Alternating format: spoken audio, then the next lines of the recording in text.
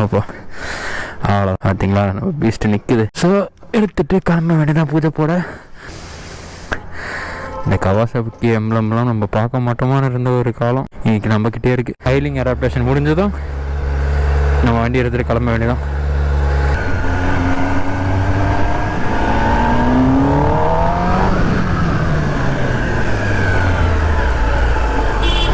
அப்பா வேற லெவலாக இருக்குது. லைட்டாக கொஞ்சம் கொஞ்சமாக ஓட்ட கற்றுக்கிட்டேன். ஸோ அதான் கைஸ், ஃபஸ்ட்டு கியரில் ஓட்ட கற்றுக்கிட்டேன் லைட்டாக. ஃபஸ்ட்டு ஸ்டார்டிங்கில் ஓட்ட வரல, இப்போ வந்து கொஞ்சம் கொஞ்சமாக ஓட்ட கற்றுக்கிட்டோம்.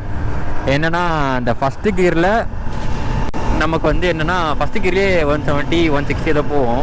அதனால் நம்ம ஃபஸ்ட்டு கியர்லேயே ஓட்டிடலாம், எதுக்கு உட்காந்து நம்ம அத்தனை கியர் ஷிஃப்ட் பண்ணிட்டு போல ஃபீல் பண்ணுறோன்னு அதான் சொல்லிவிட்டு ஃபஸ்ட்டு கியர்லேயே ஓட்டுவோம்னு ஓட்டிட்டு